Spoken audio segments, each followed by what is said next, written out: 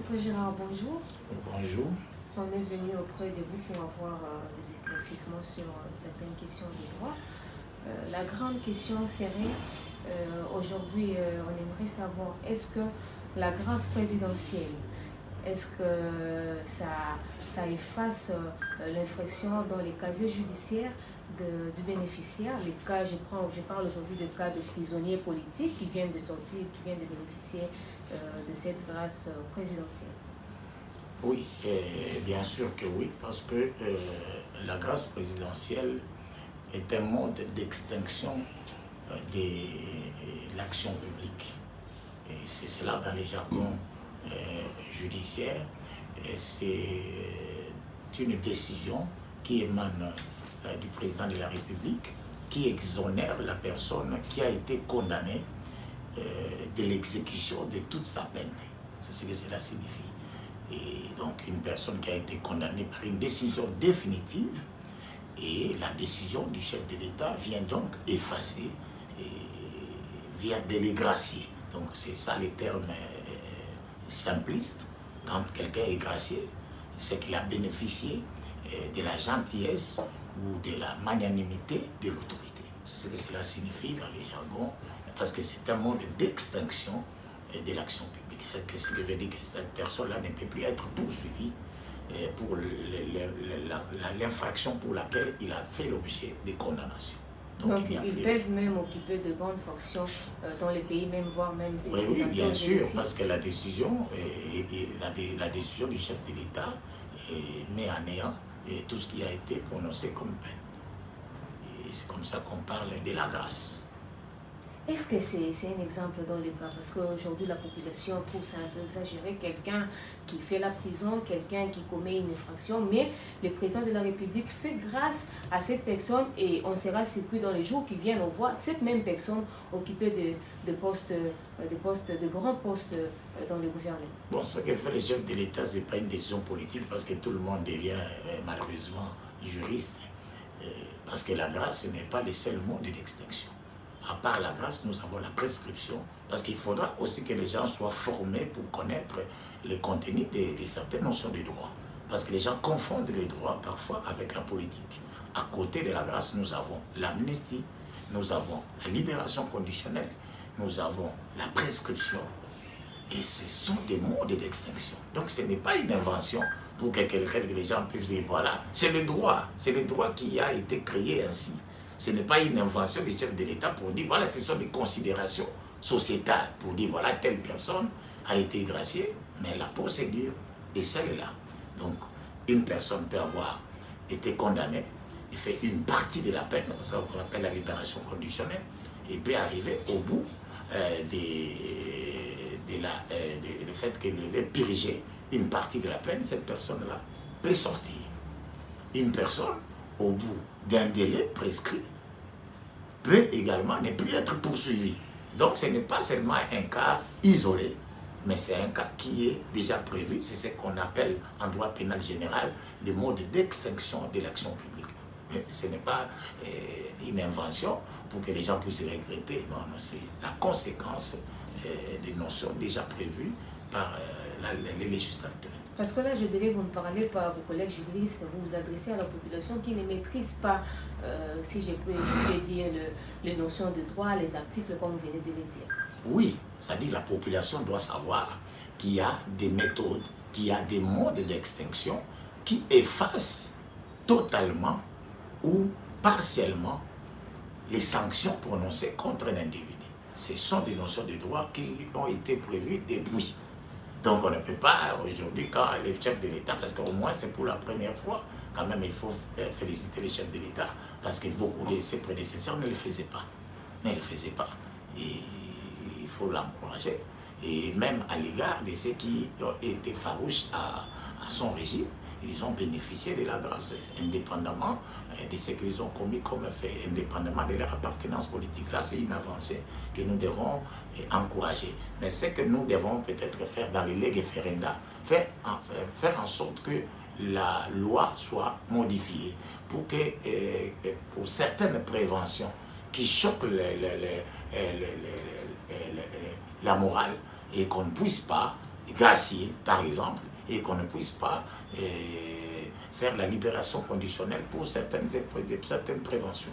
Moi, je crois que ce sont des choses qu'il faut faire avec la modification du code pénal, et la modification de la Constitution, et prévoir en certains, par exemple, si quelqu'un a détourné, que cette personne ne peut pas faire l'objet de la grâce présidentielle, par exemple. Si quelqu'un a tué, et pour certaines préventions, qu'on puisse vraiment expressis verbis modifier ça pour que la loi puisse corroborer avec la pensée de la société. Parce qu'une loi doit tenir compte des réalités spatio-temporelles.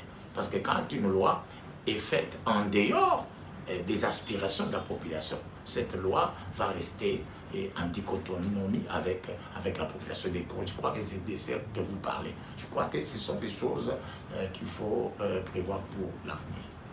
Alors maintenant, j'aimerais aussi qu'on puisse aborder la question qui concerne votre ministre de tutelle, le ministre de la Justice et garde dessous, Constant Moutamba, qui fait aujourd'hui preuve de contestation, preuve de comportement que la population trouve peut-être dans normal. Parlons du cas proposition des millions que le ministre fait à l'égard de toute personne qui essaierait de l'aider dans l'arrestation des gens cités, notamment Pero Louara et le colonel Nanga et Conso. Comment jugez-vous cette démarche? Est-ce que la loi manque d'autres stratégies, la justice manque d'autres stratégies pour appréhender ces derniers? Il faut seulement que la population que nous sommes, parce que vous faites aussi partie de la population que nous sommes puisse aider la justice dans cette démarche. Oui, parce que le problème aussi, c'est que la loi, parce que moi je ne parle pas de la contestation, moi je crois d'ailleurs que c'est les ministres les plus en vue, c'est celui qui pose des actes qui sont concrets. Moi j'ai une opinion contraire, de faire croire à l'opinion que les ministres ne travaillent pas bien. Il a sa méthode, Moi je crois qu'il a la carrure d'un avocat, et c'est comme ça qu'il ne peut pas se comporter comme tout le monde. Et le fait pour le ministre de la Justice d'interpeller la population pour mettre la main sur une personne qui commet l'infraction existe dans la loi. Lorsqu'il s'agit d'une infraction flagrante, toute population, toute personne peut mettre la main, même un civil peut mettre la main sur celui qui commet l'infraction intentionnelle flagrante. Et moi je crois que dans le cas de Pero Louara, qui est vraiment en train de poser des actes illégaux, des actes illégaux, je crois que ces personnes-là devaient être maîtrisées. Mais le fait de mettre une cagnotte, bon, peut-être que c'est un autre aspect en tant que politicien, parce qu'il aime beaucoup le buzz, c'est pas mauvais. Il y a d'autres, mais il y a d'autres même qui les traitent de créateurs de contenu. Non, des créateurs de contenu, non, il fait du populisme. Non. Vous savez, le problème, c'est que chacun a sa manière d'agir, mais nous ne pouvons pas, normalement, dans un pays comme le nôtre, avoir un ministre de la Justice faible. Et nous avons vu à l'époque du ministre Bouzolo, c'était parmi les ministres aussi qui s'étaient distingués. Et c'était un avocat. Et parce qu'on doit sentir le ministre de la Justice. On doit le sentir parce qu'être ministre de la Justice, ce n'est pas quelqu'un qui doit être fermé entre ces quatre murs de son bureau. Il doit constater et il doit faire en sorte que les gens aient peur de la loi et puissent respecter la loi, qui qu'elle soit. Moi, je crois que le fait peut-être que la cagnotte, c'est un aspect politique, mais le fait de veiller la conscience, d'éveiller la conscience de la population pour mettre la main sur des malfrats, ce n'est pas contraire à la loi. On ne sent pas aujourd'hui, mais on ne sent pas le travail. La population dit qu'il est dans les spéculations. Je dirais même aujourd'hui, on ne voit pas les retombées des états généraux de la justice, les recommandations. Qu'en est-il? Non, mais les recommandations, l'exécution des recommandations ne relève pas de la compétence du ministre. Et ce n'est pas la première fois qu'on ait fait des états généraux. Il n'y a pas seulement eu des états généraux de la justice. Parce que beaucoup de gens, quand ils n'aiment pas quelqu'un, ils spéculent. Ce qui n'est pas bien dans notre pays. Mais quand quelqu'un a une vision Je connais parce qu'avant, les gens contestaient le fait qu'il y avait beaucoup de gens qui n'étaient pas condamnés, qui étaient en prison. C'était une illégalité criante qui a fait des années, des années. Comment pouvons-nous concevoir qu'on puisse trouver dans une prison comme la prison de Makala plus des gens en détention préventive que les condamnés? Donc ça veut dire que la justice n'a jamais travaillé. Comment c'est possible? Parce que la justice est là pour trancher des litiges. Mais lorsqu'on trouve des gens qui sont là sans jugement, et vous voulez nous dire que c'est le ministre Moutamba qui est à la base, c'est quelque chose qui date même de l'époque de Mobutu. Et il y a des gens comme ça qui font 20 ans, pour 15 ans, 10 ans, pour des faits et dont la sanction est peut-être de 2 ans. C'est pas normal.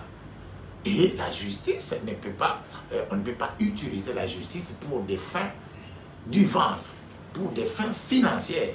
Il faut mettre fin à ça. C'est cela. La justice est faite d'abord principalement pour les faibles, pour tout le monde. Mais lorsque la justice est faite seulement pour les faibles, on ne fait rien. Donc il faut quand même que quelqu'un puisse stigmatiser cela. Et le ministre, quand il ne fait rien de mal. En tout cas, c'est une personne à encourager. Au moins, vous avez un ministre qui est pragmatique, qui est sur le terrain. Contrairement à d'autres qui ne font pas. On ne peut pas l'aimer. Et il peut ne pas être de la famille politique du chef de l'État. Mais il fait bien le travail.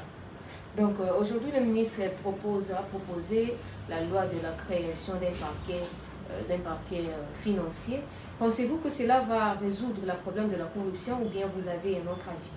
Non, moi je crois que les parquets financiers, c'est avoir une structure supplémentaire pour rien. Nous avons les CNRF qui peut bien faire ses travaux à condition qu'on puisse, que cette structure ait des moyens. Parce qu'il y a déjà une structure qui le fait. Il y a la cour des comptes. Parce que avant, on ne savait pas que la Cour des comptes existait. C'est le travail de ces deux institutions au lieu que de laisser seulement la charge à l'IGF. Parce qu'on doit plutôt renforcer la moralité au niveau de l'IGF. On doit renforcer les magistrats au niveau de la Cour des comptes et au niveau du CNRF. Donc nous n'avons pas besoin. C'est en fait, en quelque sorte, toutes ces structures-là qui constituent déjà un parquet financier. Nous n'avons pas besoin d'une autre structure, alors que nous avons des structures déjà qui travaillent bien, à l'instar de l'IGF et de la Cour des comptes. Donc il faudra mettre des moyens à la disposition de toutes ces structures-là qui font déjà le travail. Au lieu de créer des structures qui peuvent être budgétivores pour rien. Alors, maître, pour finir, peut-être votre lecture par rapport à la situation de l'Est. Oui, notre lecture est le soutien total au chef de l'État. Parce que, vous savez, diriger un pays comme la République démocratique du Congo n'est pas une mince affaire. Et depuis qu'il a pris les rênes de ces pays, il n'a connu que des blocages. Et on a toujours cherché à tout prix à l'empêcher à réaliser sa vision. Et malheureusement, avec l'appui de certains compatriotes, c'est quand même anormal. Et nous avons assisté pour une première fois dans notre pays à une passation pacifique des pouvoirs. Et nous aimerions beaucoup voir le chef de l'État réaliser les social des Congolais. Malheureusement, ce sont d'autres Congolais qui l'empêchent à travailler, notamment l'entourage de certaines personnes qui ne savent pas matérialiser la vision du chef de l'État, qui sont là au lieu de l'aider. Ils sont là pour détourner les biens et les deniers publics et empêcher ainsi les chefs de l'État à bien travailler. Je crois que je suggère au chef de l'État, avec les remaniements qui se pointent à l'horizon, de trouver des personnes capables. Et il ne suffit pas d'être de l'étranger, mais il y a de l'expertise avérée au pays et qui peuvent être associés avec la première ministre Judith Soumignon, parce que nous voulons toujours avoir dans les gouvernements, parce qu'on ne peut pas sacrifier une femme. Elle a déjà montré de quoi elle est capable. Et donc, si on peut avoir d'autres ministres à l'instar du ministre, de la ministre des Affaires étrangères, ça va nous enchanter. Et nous avons vu les prouesses de cette dame de fer, comment elle a su porter l'étendard de la République démocratique du Congo. Si on a des politiciens de cette trempe-là, je crois qu'avec la vision du chef de l'État, tout va changer. Merci. Je vous remercie.